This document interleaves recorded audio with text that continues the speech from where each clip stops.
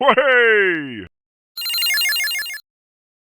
Hello, everyone, and welcome to the Hub World set. This is where we will be doing future Hub World podcasts, unboxings, long form content like discussions and whatever will be happening right here. Obviously, the set's going to change every now and again. Things will be phased in, phased out. We'll maybe change the angles. The lighting obviously is a work in progress. The camera might be a work in progress. Hopefully it sounds okay. I think I made sure everything worked to the best of my abilities before this. We did a few big tests and stuff, but this is kind of just going to be a trial run before the actual podcast starts, because I'm going to be here to discuss my game of the year for 2025 with you all. This is something I've been wanting to do for a really long time, and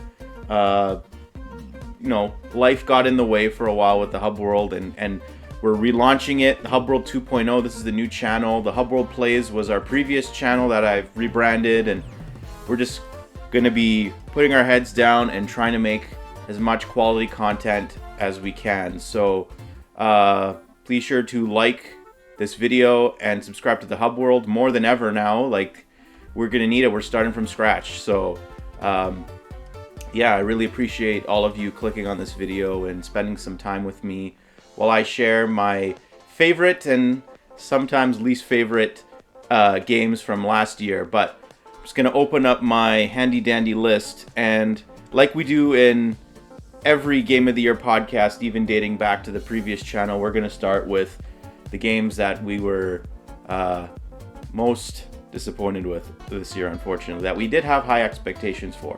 Quickly before I start, these pictures are in the background because we're going to be using the TV just as a slideshow. These are games that all games that I've played this year, but not necessarily beaten. I didn't beat Expedition 33. I didn't beat Blueprints. I didn't beat a lot of games that a lot of people have high in their list. My list is just games that I finished through completion, some 100%, some just to the credits, but I am going to do as well as I can to just share my opinions of games that I finished to completion. I'm still playing through a lot of games. I might touch on those a bit later. But anyways, let's start with the most disappointing games of 2025. Most disappointing game. And that is Doom: The Dark Ages. Man, I love the original Doom. I love the Doom 2016 reboot. I love Doom Eternal. And something about Doom: The Dark Ages, even when it was announced, I'm like, oh, okay, it's great. It's a third Doom game. I was expecting it to be a little more traditional with this game. I was more personally hoping for the medieval setting's fine. Like, that's not the issue. It's more so the type of how the combat was in that game. The stand and fight way of combat, as they described it, I just feel like it didn't work. Not with Doom. Like, I don't know. I'm just used to the constant moving, running gun Doom gameplay, especially with the id games of like the last two in the reboot series. And the characters were just so unmemorable. The open world almost feeling level design of that game just didn't fit Doom either for me. It's just something I was like really looking forward to. Like, that game was one of the last games I played on Game Pass before my subscription expired, and I just felt like I kind of forced myself to finish that game out of obligation to the series, and that's just something I hate doing. Like, last year I talked about doing that with Mario and Luigi Brothership, and that's just a miserable thing to do. Like, when you're playing a game, especially if you've paid for the game, that's something that's just I don't recommend it. If you don't like playing a game, just stop playing it. I think that's what I'm going to be doing going forward. I could talk a lot more about Doom: The Dark Ages and how much it just disappointed me, but like, gameplay wasn't great. The setting was fine, but the way it was executed wasn't great. The characters weren't great. It's just, I hope they kind of take a step back with Doom now and just reevaluate how they handled this game and just learn from their mistakes, because I know a lot of people were feeling that way. But let's get the negativity out of the way. Let's start with the most pleasantly surprising game of last year. And the way I kind of structured this award is a game that wasn't on my radar, that maybe I didn't even know about, but word of mouth got through and got me to pick it up, and that was Ball Pit. I played the Nintendo Switch 2 edition of Ball Pit. For those of you who don't know, it's an indie game, and Ball Pit is basically kind of like a block breaker, town sim, just addictive roguelike game. I know a lot of roguelikes came out this year. Roguelike was the word you were hearing a lot, I found. Like, I listen to a lot of podcasts and stuff, IGN and so on and so forth, Good Vibes Gaming. They roguelike. That's like that was the hit genre of the year. We'll be hearing more about those later as well in this video. But yeah, just the gameplay loop of the game was really addictive. Wasn't that long. There was a lot of variability depending on what you build in your town, because that would directly impact the stats and the characters that you would bring into the lair as you descend down further and further into the ball pit. And yeah, and I got it on sale too. I paid less than $20 Canadian for it, so just great value in that game. And I've been sharing it with people. I've been trying to get people to play it now. That's like a virtual game card that it's in my library. I can share it with my friends on my Switch 2 family plan. It's just a really great game, and if they were to add more content to that game, I would gladly play it, because that game is so fun. And I got the true ending of the game, which is, I think, beating the final level with 8 characters, and it was just so fun to just keep tinkering, upgrading your stats here, getting a few more things here. I want money this run, I want resources this run. Really, really fun. Really enjoy the game. Honestly, my most pleasantly surprising game, because I had no idea the game existed until like September. But next up is the best DLC or expansion. And this one was easy for me. Last year, my game of the year was Indiana Jones and the Great Circle. That was just a really phenomenal game for me. I'm a huge Indiana Jones fan, and its DLC came out this year, which was Indiana Jones and the Great Circle Order of Giants. It's a more in-depth experience within the Rome portion of the game, and I really don't want to get into spoilers for the main game because it's so incredible. And as a huge Indiana Jones fan, a history buff, that was just something that was just a real treat for me. And but the DLC was just, the puzzles were really great. It was a bit short. It was definitely on the shorter end. I really hoped it was maybe like a couple hours longer, because for that price you would expect maybe at least a 10-hour experience. I don't even think it was that, and I almost did everything. I still got a little bit of tidying up to do in that, but I really hope to get a little bit more. But it's more of the Indiana Jones and the Great Circle that you know and love. Great performance by Troy Baker, great gameplay, great setting, great visuals, all of that. It's just more of the same. And if you definitely wanted more of that original game and maybe felt it wasn't long enough, I definitely felt it was, because I did everything in that game. Definitely pick it up. I'm sure it's going to go on sale constantly. It's available on all platforms now, except Switch 2. It's coming out on the Switch 2 sometime this year. So if you have a PS5, PC, Xbox, whatever is your console or gameplay, whatever of choice, you have a lot of options. The game is fantastic. So, obviously every year, games get remade, remastered, whatever. So we'll do the best remaster. And for me, hands down this year was Yooka-Rayplay. The folks at Playtonic have been working on something for a real long time. I still think they're working on something else.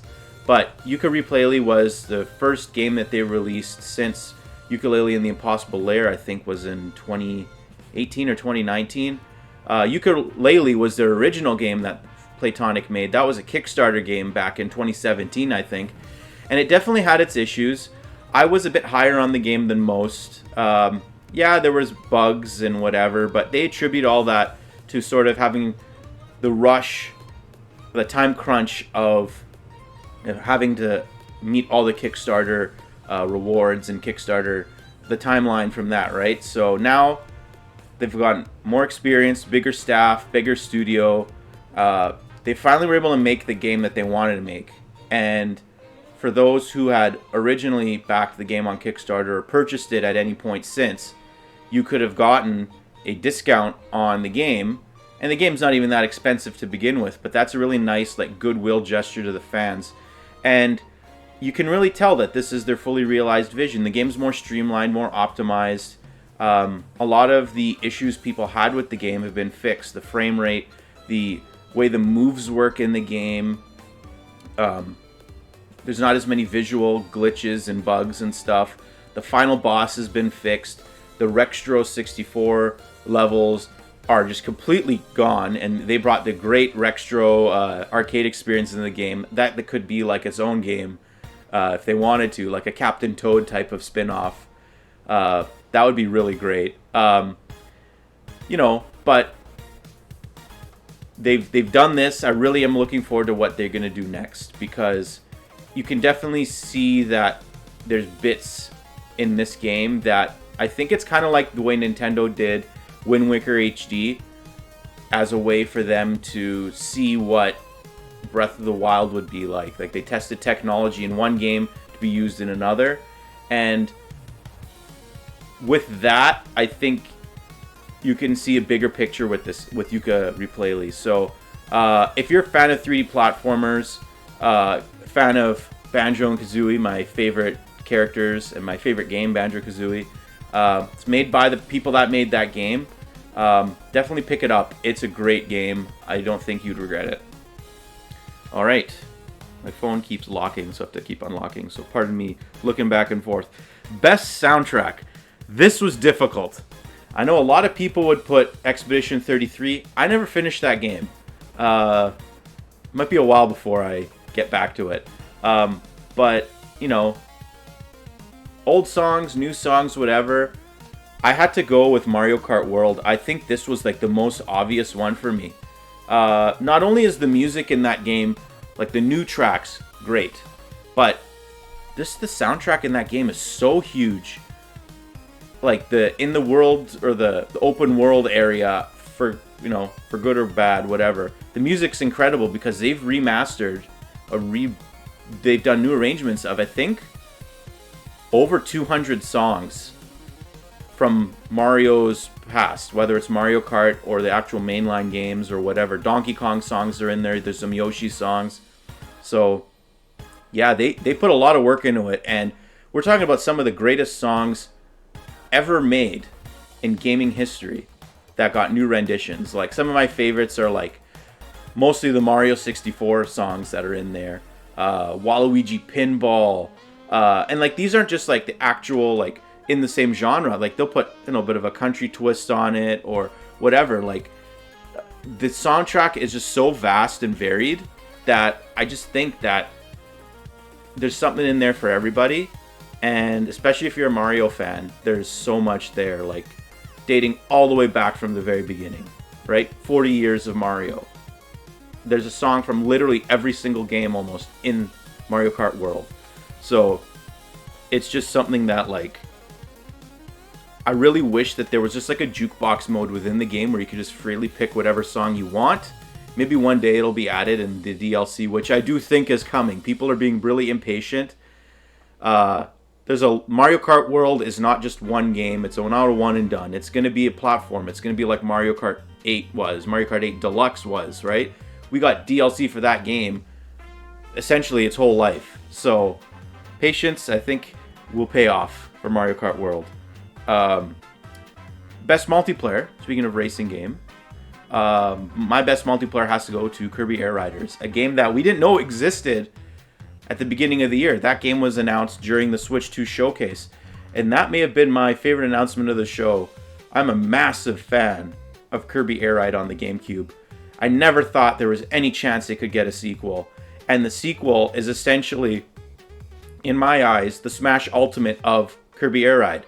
There is not really any reason to go back to the original now, because all the stars are in that game. All the tracks from Top Ride and the regular racing mode are in Kirby Air Riders. The music is there. there's vehicle customization, there's multiple playable characters, there's online play. Like, what more could you ask for that? Like, all the modes are really fun. I couldn't say that about the original game, but the multiplayer is the thing that they nailed the most. City Trial is the most core, critical experience in that game. That mode makes or breaks the game in my eyes. And the way they've expanded it with the larger world, more racers, more mini games at the end that you can play, more in-game events or in City Trial events, more stars. It's just fast, frantic. I know it's not for everybody, but if you do like it, like me, like, it is some of the most fun I've had playing multiplayer in a video game in a very, very long time. And even playing it by yourself is fun too. So like, that's the game that I'm gonna have on my Switch 2, ready to go at all times whenever I have people over or I go over and bring my Switch, whatever. That's gonna be one of the go-to party games for the entire generation and probably beyond. So Kirby Air Riders is fantastic. I really hope people give it a try. It's just one of my favorite games in a long time. So, best narrative. This one was really hard because I didn't really play that many, or at least I didn't finish very many narrative-focused games. I'm playing through Ghost of Yotei right now, and after that I'm going to be playing like Assassin's Creed Shadows. I still have Expedition 33 to get to. Divinity Original Sin 2. There's just a lot of games. Sorry, Kingdom Come Deliverance 2, not Divinity Original Sin. Kingdom Come Deliverance 2. A lot of games, but it's just this year I kind of felt like more single player experiences that I would play would be like fun indie games or party games, things like that. I went through a lot of single player focused narrative driven games last year. So I kind of guess by default mine would have to be Hades 2 because that's probably the game with the most story that I played to completion this year. I did the true ending. I did everything. And to finish that game with all that content probably took me about 40 hours. And Hades 2 was just the type of game I just couldn't put down once I started it. It was just constantly being played. I put so many games aside to play it. Like, it came out, I think, just like a week before Sonic Racing, or a week after Sonic Racing Cross Worlds, and like, that game had to be shelved for a while for Hades, and it's just, the first game was so incredible. Hades 2 was just, like, I was realistically, like, the thing that I was thinking about was, how much better is it going to be compared to the first? And I think it blew the first game way out of the water in, like, all aspects. Gameplay, story, visuals, music, everything. It's so good. And the narrative is definitely a strong point because, you know, it's rooted in Greek mythology and whatever. And I don't really have the biggest understanding of Greek mythology. I know some people in the hub world do way more than me, and they just are just ecstatic about what happened in that game, and they're like telling me where they think things are gonna go and whatever. But yeah, so Hades 2, I guess by default, is my best narrative. I know it's a bit of a cop-out, but like, what can you do, right? Best art style. I also thought of Hades 2 for this one, but it was still really reminiscent of the first game. But I think art style, I had to go with South of Midnight. Not the biggest game that came out this year. It's a solid like 7 out of 10 game. I figured I could have nominated it for best narrative, but like, I don't think it was as good as Hades 2. But the art style in this game, like the folks at Compulsion, they really outdid themselves. It kind of felt like a sort of like Tim Burton-esque sort of like art style for like Coraline or whatever. It was like every other frame of the game was kind of skipped, and like that was with like the southern sort of United States sort of theme with the game, like the Bayou theme, and just the art direction, especially when you were fighting the Haints and all that. Like, you know, you could be in a city and then you go inside one of the rifts or whatever, and like it was really contrasting the other. So, like, the one side of the game would contrast the other in a really great way. I really think the character designs are great in that game too. The boss designs are excellent in that game. And it wasn't that long of a game either, so like it was a quick sort of action adventure type game, maybe like 10 hours if you want to do it, like not everything, but like I did most of the content in that game, and I thought it was great. And just, you know, Xbox just has to work on getting the games out faster, and there's other things that Xbox has to worry about, but it's just as a game by game basis, just get them out faster, because this game was announced a long time ago. It took forever to come out. So that's besides the point. Anyways, definitely best art style for me was South of Midnight. Best level design. I had a lot of trouble picking this one.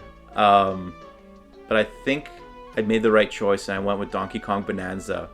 Man, there's so much this game does right. It could have won best soundtrack as well, but level design for Bonanza was just like, I feel like the way Nintendo guides players to do things, especially probably in the post Breath of the Wild world, is really nice. Like, it's not too handholdy. They give you enough distance to discover things yourself, and I think that's the key with a lot of games, especially Donkey Kong Bonanza. Was like, you know, there's probably a million ways to break the blocks in that game, or you know, to dig and whatever. You could use any of the Bonanza abilities to do it, but every single one was unique in its own way and good in its own way. Like, I could just, if I wanted to, I could just break every individual block as the Kong Bonanza, but then I could go as the elephant, which is the most overpowered one in my opinion, and just suck up all the blocks and dig down and whatever. But the levels themselves, like, I think the first level, which was like the tropical one, right? That might be one of my favorite opening levels in any 3D platformer I've played. And it does such a great job of just teaching players how the game works, right? There's the block, the boom block is there. The core mechanics of the game are all covered in that one spot. And then when you get further and further down, like, you get the way they used vines in the jungle level was fantastic. The way that ice was utilized in the ice level was really great. It's just every sort of bit of that game was really meticulously thought of, and that definitely was well translated in the level design. So I think level design has to go to Bonanza, because I think the way Nintendo thinks players will think is an art form in itself, almost. Like, they never mess that up. That's something that they always have nailed, dating back to World 1-1 of Mario, right? The way they teach you how to jump on the Goomba and hit the block to get the mushroom, right? So, yeah. Now we're going to get into the bigger categories. Stepping away from 2025, we're going to look at this year, 2026. What's my most anticipated game of 2026? Should I do the Game Awards thing and pick Grand Theft Auto every single year? No, that's not what's going to happen, because I will not play Grand Theft Auto when it comes out, because I'm not a fan of GTA. Anyways, I went through, in November and December of 2025, in anticipation for this game, I went through every single movie in its genre, or in its series. I watched every single James Bond movie over the course of 2 and a bit months, in anticipation for 007 First Light. After I'd finished the last movie, No Time to Die, the game got delayed. Only by a few months, it's fine. So, yeah, 007 First Light. I've actually never played a game made by IO Interactive, and just everything they've shown of this game, as a James Bond fan, has really, really, really piqued my interest. The driving, the sort of multiple ways to infiltrate places. The gunplay looks fantastic. The graphics look great. The cast is really interesting too. They cast Lenny Kravitz as one of the villains of the game. I never thought they would cast Lenny Kravitz as in a role in a Bond game. Interesting. I hope there's a Bond song at the beginning of the game too. Like, I really, really hope that. Like, I hope they kind of treat this as the way they would treat a movie, right? And it's good. This is going to be sort of Amazon's first foray in the series as like the owner of the license now, right? So yeah, I'm just looking forward to everything about this game. all signs point to it being pretty good. You know, it has a high bar to set, right? Because GoldenEye is a really beloved game, not just in video games, but just as a James Bond game too. It's a James Bond game first and foremost, right? So, and there was a great history of Bond games on the GameCube, PS2, Xbox, like that series of games, like the EA licensed ones. So, yeah, I just think that this game has a real good chance of being something really special, not just for Bond fans, but for all gamers, because of the pedigree of the studio and what they've shown so far. It looks really great. I just have to figure out which version I want to pre-order, because I definitely want a physical copy of the game. So where am I going to play it is the biggest question, not whether I'm going to like it. So yeah, easy answer for me is 007 First Light. Now, this is a fun category. This is one that I actually really wanted to keep with the tradition, because, like, you know, we've done these awards in the past. So this is one that I brought in a few years ago. It's the best game I played for the first time in 2025. That's not released in 2025, right? So funny story with this. Last year I played Final Fantasy VII Rebirth, and for those who don't know the story, that's my first Final Fantasy game. I know what happens in Final Fantasy VII, but I never played the original Final Fantasy VII Remake, and I kind of went into Rebirth completely blind. Never played a game like it before, like an action RPG kind of. And like I played the game wrong according to everybody, but I had a blast. Like, that was one of my favorite games that came out last year. So to remedy the mistake that I apparently made, I played Final Fantasy VII Remake on the PS5 with the Intergrade DLC, and that game was just more of the same. That was just a fantastic game. I don't think not playing it before Rebirth impacted my opinion of Rebirth whatsoever. So yeah, at least now when the third game comes out, I've played the other two. Just what can I say about it? It's great. And I say more of the same, but like, even though it did come out before Rebirth. So Remake is fantastic. If you haven't played it, I heard the Switch 2 version of it. It's not out as of the time of recording this. I don't remember when it comes out, but apparently people that demoed it said it's a very good version of that game, and it has the Intergrade content in it as well. So yeah, Final Fantasy VII Remake was my favorite game that I played for the first time in 2025. Another fun award, this is new, I thought of this, was what's my highest rated game that came out this year that didn't win an award, and that won't win an award. Because like, after this award that I'm going to be giving, I'm going to talk about my list of games that I've completed from worst to best this year, and then we'll have the Game of the Year award to end out this video. So, as controversial as this might sound, on both sides, whether you stand on you're for this game or against this game, Metroid Prime 4. I really enjoyed Metroid Prime 4. Obviously, I think some degree of me is disappointed in the game, because obviously, like, the game has been in development for so long. Metroid Prime is such a beloved series. Yeah, they didn't make the greatest choices in the game, at least that I would make. I would have changed a few things, but a lot has come out about why the game came out this way in the last week or so, and it just kind of further gives me hope that the series is going to be continuing in the right way.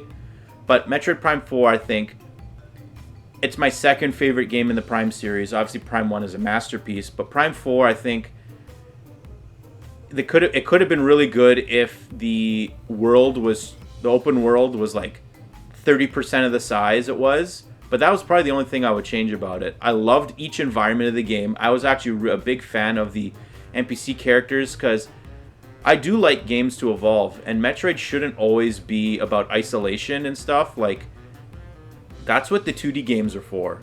Or the Metroidvania, the Metroidvania 2D games. Because I guess Metroid Dread isn't really like a 2D game like the way the other games were. It's more, it's more nuanced than that now. It's not like you can't say 2D Zelda anymore. That definition has changed over time. Excuse me. But with Prime 4, just they really streamlined, like, the missile system in that game was really nice in my opinion. I really liked a lot of the story stuff in that game. It's really intriguing how, like, the Vuro sort of mystery unfolded in the game. I actually like the Viola bike, and I really think the what's it called? Volt Charge, or not Volt Charge, whatever, the electric place where you get the bike. It's blanking. The name's, I'm drawing a blank on the name. That was a really atmospheric level, and so was the Fury Green intro of the game. It was really atmospheric, and that is like peak Metroid Prime in a way. The music way, it was just fantastic too. And it's just like, I like it when they make Samus more human, because she is one of very few, like, I don't know, like, relatable characters in Nintendo stable, because, like, they don't really focus a lot on story in a lot of Nintendo games, like, and, like, you know, I think Zelda could be that if, like, Breath of the Wild and Tears of the Kingdom didn't have the memory system the way it was, where, like, everything was jumbled and you couldn't get, like, a coherent story from beginning to end. But you could in Metroid Prime 4. And Silex, yeah, it was a little disappointing, but, like, he was still a threat throughout the game, and I really enjoyed that. So, like, Metroid Prime 4 came close for gameplay, for me.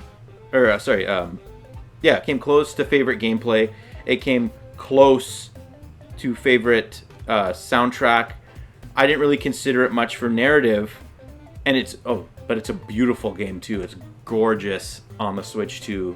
Play the Switch 2 edition if you can. But yeah, you'll see now on my overall rankings of where I rated every game this year where it stands. But I'm just going to quickly go open that file on my phone right now. Here it is. I only finished 14 games to completion this year. And some of you are going to scoff on some of these games, but, like, these are games that I rolled the credits on, right? So, not in contention for anything. These are the first few games.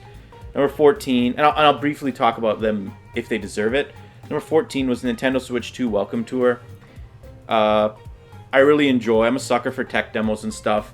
Game was not egregiously priced the way people said it was. But, you know, what is this game going to win? If I do, like, best tech demo, okay, fine, that game would win. But, like, yeah, could Nintendo have bundled it with the Switch 2? Fine. But I don't think it's an experience necessarily everyone would value in the same way. Like, I like those types of, like, showcase type of games. And this game wasn't a showcase in the same way that Wii Sports was, or the way that, like, Mario 64 was for their respective systems. It was more for a, I guess, like, technology, like what the Joy-Cons could do, what the system could do, things like that. And it was just like a museum, and I really appreciate that sort of design philosophy for the game. Number 13 is where I put Doom: The Dark Ages. Like I said, a most disappointing game. Yeah, it was pretty disappointing. I'm not gonna. I think I covered it as much as I could. Number 12, I put Marvel Cosmic Invasion. That was a beat 'em up by the folks who made TMNT Shredder's Revenge. I love Shredder's Revenge. We had a great experience with that game, and the same crew that played Shredder's Revenge, we had them over and we played Cosmic Invasion, and I just feel like it missed in general. It was a bit of a miss. Like, character selection's weird in that game. I'm not the biggest Marvel fan, but I do know most of the characters, and even that, I'm like, who the heck is in Quasar, whoever the heck her name is? Like, why does Nova have really long hair?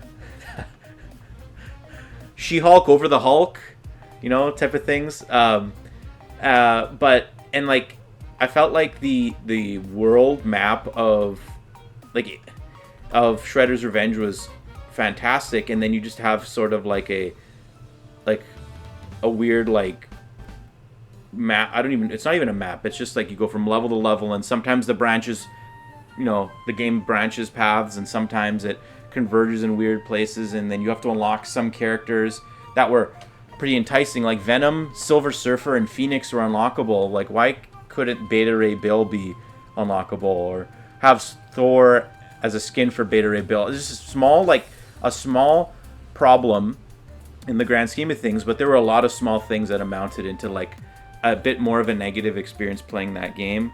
I'm sure we'll talk about it in the future because it is a bit polarizing among us. Then number 11, I have Hyrule Warriors Age of Imprisonment, a game I thought would be a bit higher on my list when it was announced, but I kind of am feeling a little fatigued now, not just of the Breath of the Wild aesthetic, but with the Zelda Hyrule Warriors games.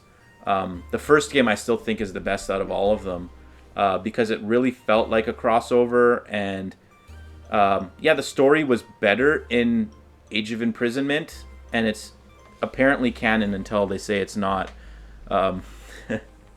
But I think Age of Imprisonment just suffers just what most Musou games I've played recently suffer. It's just repetition, and it's just, it gets kind of boring by the end of it. But I do like Calamo and the Construct. Those are two great characters. And it's nice that Zelda has been getting more love from Nintendo, whether through Echoes of Wisdom, which was her first solo adventure, not counting the CDI games. Nintendo doesn't like us talking about those. But it just, I like Age of Calamity more, even though this game ran so much better. It's just, I don't know. It's just, maybe they should take a step back from the Warriors games for a while and just rethink the whole series and, like, you know, what they should be prioritizing in that game. Anyways, number 10, South of Midnight. Like I said, it's a solid game. This is like the most 7 out of 10 game I've ever played. Didn't have that high expectations for it. That's probably why it's higher on my list than other games that I've mentioned. Number 9, a game I haven't talked about yet. Sonic Racing Cross Worlds. This is probably the game, if I had to give an award for like game I wish I played more, it'd be this one. You know, even though Mario Kart World was divisive, I feel like no one talked about Sonic Racing Cross Worlds as much. Like, this could have been the in for it. But the DLC is coming out, and it's great. We're having Pac-Man DLC just came out. There was Minecraft, which was fantastic. But the real disappointment is the Nickelodeon collaboration ones. There's no voice acting. And I know Jules has a big theory about why that is. I'm not going to get into it, but like, SpongeBob is distinct because of his voice. The Avatar characters are coming out, and they're not going to have voices. The Ninja Turtles won't be voiced. Like, what are we doing here? Nickelodeon, whether it's Nickelodeon's fault or Sega's fault or whatever, fix that, please. I think we would really enjoy if our characters had their recognizable voices. But anyways, the track design is so great in this game. I'm really happy that Sonic Team kind of went, like, I know Sumo Digital made the previous 3 Sonic Racing games. Team Sonic Racing was a disappointment in my opinion. I loved the first 2 games. And Sonic Racing Cross Worlds is very similar to those first 2 games. They brought the Extreme Gears back from Sonic Riders, which is a sub-series I love. And you had the Babylon Rogues come back from that game. It's just a solid roster, man. Like, Sonic the Werehog is a character, and he doesn't have a voice, too. So maybe we can fix that as well if we're fixing the other voices. But, yeah, level design's fantastic. The kart customization's really good in that game. And then you can, you know, put your vehicle perks on there. Like, oh, I want to start with rings. I want to start with an item. I want better turning. I want this and that, right? So there's, not only is the individual vehicle parts affecting your vehicle stats, but the perks that you put on your license impact that as well. And I really appreciate that. The Switch 2 edition came out. I pre-ordered the game digitally on Switch. So I played the original Switch version, which did have, you know, it was only in 30 FPS, and it did have frame rate hiccups, especially when you play multiplayer. But the Switch 2 edition came out. I got the upgrade at a discounted price, which was really nice. And just night and day experience. It's just so much better, and I really want to play it more. So if I played it more, it would definitely be higher on my list. Number 8 is Ball Pit, which is what I ranked as my most surprising game of the year. I absolutely love that game. Everything I said before still stands. Number 7, Power Wash Simulator 2. I love the original Power Wash Simulator. It's probably like my biggest guilty pleasure game released in the last few years. And it's just so peaceful. Just power watching things. I kind of regret buying it on the Switch too. It did have a pretty bad game-breaking bug. And which just, I think, my save just went back like 7 or 8 levels, and I had to redo everything. Not the biggest, problem, but like, I really wish it was more optimized for the Switch too. The frame rate's kind of all over the place. It looks fine. I wish there were mouse mode controls. I think that would be really good. Or gyro controls would be really good for the Switch 2 version. It's just something that I feel like is easy to fix if they really listen to the community. And like, I should have bought it on like a PS5 or Xbox Series X, but hey, I really wanted to play games on my Switch 2 at that time, so that's why I bought it. But Power Wash Simulator, at least if we go by the first game, it'll grow or throughout the years. They've already announced the first collaboration for Power Wash Sim 2. I think it's Adventure Time. And in the first game, we had so many. We had SpongeBob, Back to the Future, Warhammer, Final Fantasy VII, Wallace and Gromit, Shrek. The Shrek one's fantastic. So I really think that just with time, it'll get a lot better. But in its state right now, I couldn't put it higher than 7 on my list. Number 6, another game I haven't mentioned yet, Pokemon Legends ZA, or in Canada we would call it ZA.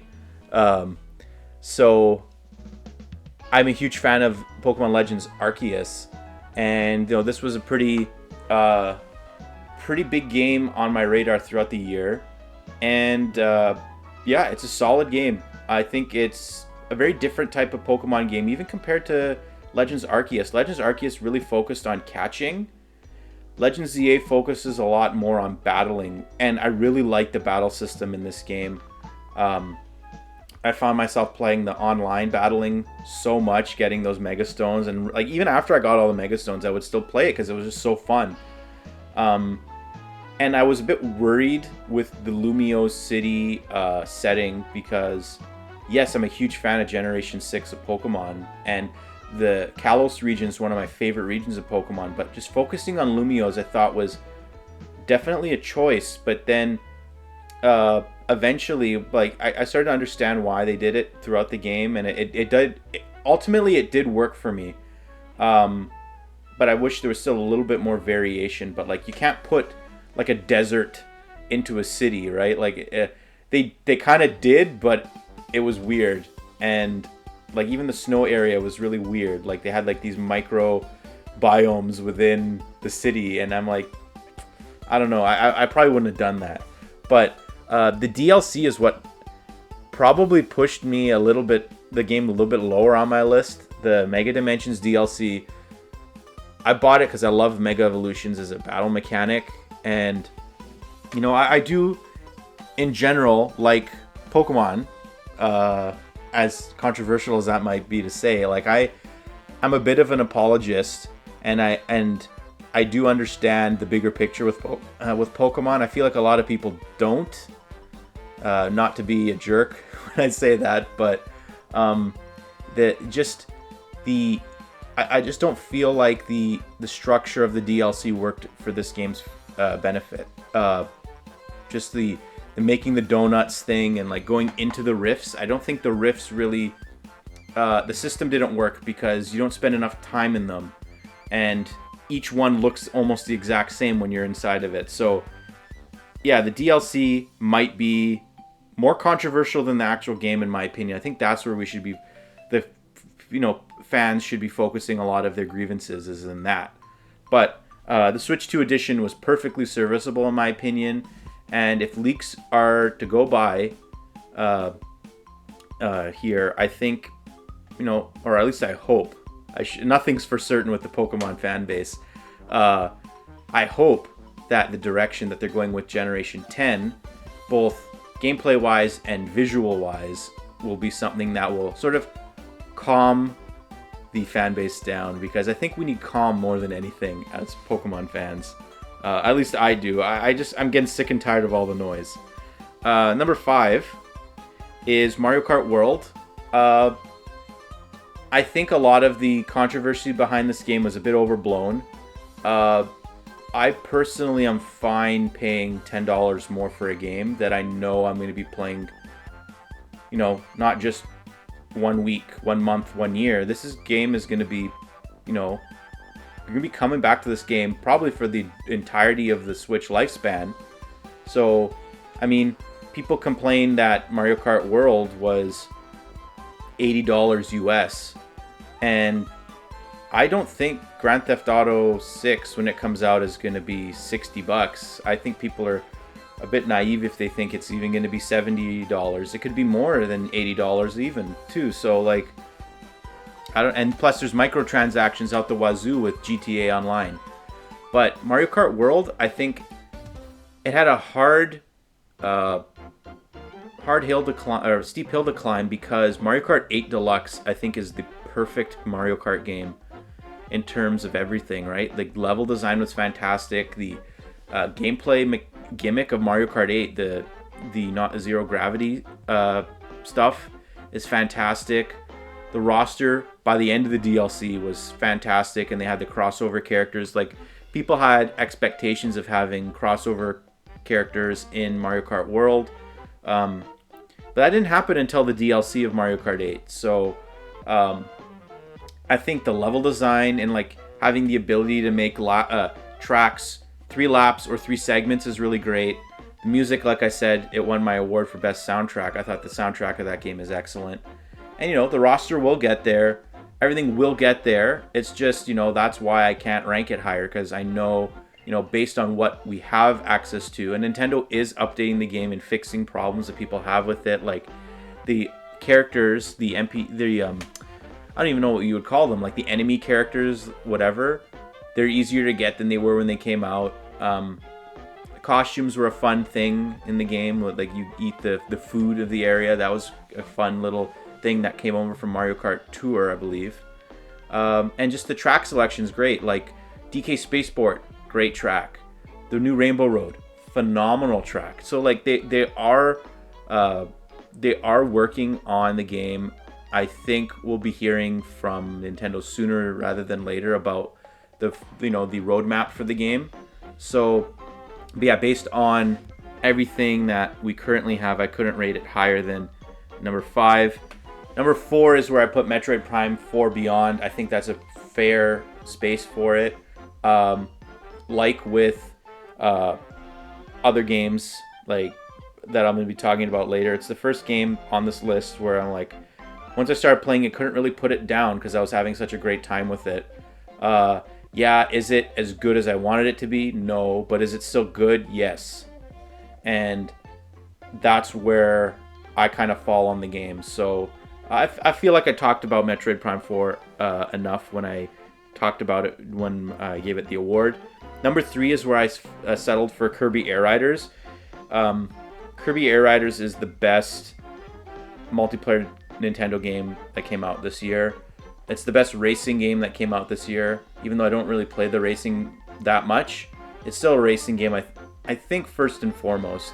And yeah, I could talk about this game for ages, and I know it's going to be one that I play forever. So, because it's probably not really, I really, like, I couldn't say with a straight face that the first game wouldn't have gotten a sequel, but I feel like given how Sakurai's talked about Kirby Air Riders, I don't think it's going to get one. Like, I think this is like, he's put a nice bow on Kirby Air Ride, and I don't even think the game's going to get DLC. It's just going to get like balancing updates. I think we're expecting one soon as of the time of the recording this video. But yeah, Kirby Air Riders is number 3. Number 2, I put Hades 2. I knew I was going to like this game when it was first announced because I loved Hades 1. It's one of my most anticipated games of the year, and it delivered literally on everything I hoped it would be. And yeah, there was a lot of nice surprises. I didn't go into the game with all the knowledge that came out with, like, his game came out in early access. I didn't play the early access. I didn't want to spoil myself on what that was offering. So I went in the game blind, basically, aside from what we've seen in directs and things like that. And I really, really enjoyed the game. And, like, I went back to Hades 1 even before Hades 2 came out and played that. And I'm probably going to do that with Hades 2. I'm not going to, like, forget about the game. I'm going to go back to it every now and again if I want to do a run, whatever. There's a lot that game offers that, even though I did the true ending of the game, maybe I'll do other, like, I forgot what they call it. Like, you just, like, the harder difficulty challenges in that game. Like, you get all those, the ones that you have in the, you have to, I'm blanking on the term, but anyways, maybe I'll put it here in post-production. But, yeah, Hades 2 is just a phenomenal game. I'm going to get a physical copy of it eventually. I don't want to pay full price for it, because the full game on the Switch 2, if I buy it on the Switch 2, is on the cartridge, which is really nice. Could talk about virtual game or game key cards, but it's not the time or the place to talk about those. I think the opportunity to talk about those will be coming very soon. But number one, if you haven't guessed by now, the one game I haven't talked about on my list, it's already won awards. Where did it rank? Well, obviously, to no one's surprise, it's number one. Donkey Kong Bonanza. This game is amazing. I think this game is in that, like, generational, like, masterpiece tier with games like Ocarina of Time, Mario 64, Metroid Prime, Mario Odyssey, Breath of the Wild. I think it's Link to the Past. I think it's Super Metroid. I can just keep rambling names of games, but I think it belongs in that tier. Maybe it's not the highest on that tier, but it's definitely up there. I think what the game does for the Donkey Kong franchise is fantastic, and it's a real level up for the series and the franchise's notoriety. Donkey Kong's always been popular, but I think as a character and as a name. But I don't think any of his games, aside from maybe the first Donkey Kong Country, really, and the original arcade game, pushed into the pop culture as much as they should have. And I think Bonanza has that ability to do that, and I think Nintendo realizes that because of the character rebrand and the push he's gotten in other things. Like, there's gonna apparently at some point be a Donkey Kong, I don't remember if it's a TV series or a movie. He's in the theme parks now. Weird that it's not the Bonanza design, but he's in the theme parks. People are knowing or understanding the character and whatever in the world more.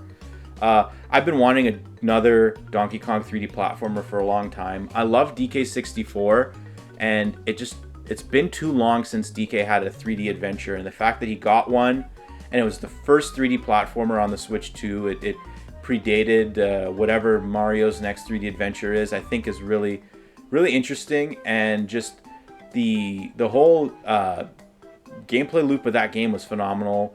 The destruction mechanic and the way that worked was fantastic. The ending, for those who didn't play it, as a huge fan of Donkey Kong and as a real advocate for a direction that the franchise should go in for a long time, I was very satisfied with how that game ended. Like I said, I won't spoil anything, but yeah, that game is just, it's really the complete package. It's the real deal. It scratched every itch, and it just, across the board, I think Donkey Kong Bonanza, I think if we were to do the Essential series, if you remember the Essential series of podcasts we did on the old channel, immediately it's insta-lock for Essential game on Switch 2. I think probably by the end of its lifespan, we'll be talking about Donkey Kong Bonanza and how special of a game that is. So yeah, Donkey Kong Bonanza, I think, is interesting in the fact that, like, I think I would put it, yeah, the more I think about it, I just feel like it's, I think it's one of my favorite Nintendo games of all time, maybe my favorite game of all time, or one of my favorite games of all time. It would be a cool video to actually talk about my favorite game of the year from years past and maybe rank those, because I think Bonanza would be high up on there too. Anyways, I have lots of love for Donkey Kong Bonanza. I haven't played the Emerald Surge DLC, but I'm not gonna play that anytime soon. I think people talk about pricing is an issue with Nintendo nowadays. I can justify most of it, but I can't justify that DLC. Anyways, so that's it for my Game of the Year podcast. It's not really a podcast. I guess this is a discussion. This won't be episode 1 of the Hub World podcast. That's going to be a special episode. But yeah, thank you all for watching this video. I really wanted to make the channel in this capacity. I wanted to change it to this sort of layout for a really long time. This will be the first of many videos, I think, coming out in the launch window of the Hub World 2.0. This might even be one of the first videos that comes out, actually, when I think about it. I have a game haul that I know I've withheld from posting on the previous channel. That's going to be coming out here too. But yeah, we're going to be utilizing the space. Gino's probably going to be here when we do podcasts. Heck, I might do a podcast just by myself talking here. I feel like this video went well enough for me to maybe justify doing solo episodes of the podcast, but we'll be using the computer wall here. Yeah, I think the future of the Hub World is really bright, and I really want to keep pushing videos out and just really take the bull by the horns in this. Just make as much videos, as many videos as I can, as many different types of videos as I can. So anyways, everyone, thank you for watching this video. Please like the video and subscribe. We really need the help on the new Hub World just to get it into people's eyes or people's ears that we've moved on, and this is the future home of our videos. So thank you again for watching. I will see you again next time. Hopefully 2026 games are as good as this year's. So see you, everyone. Bye. Hey!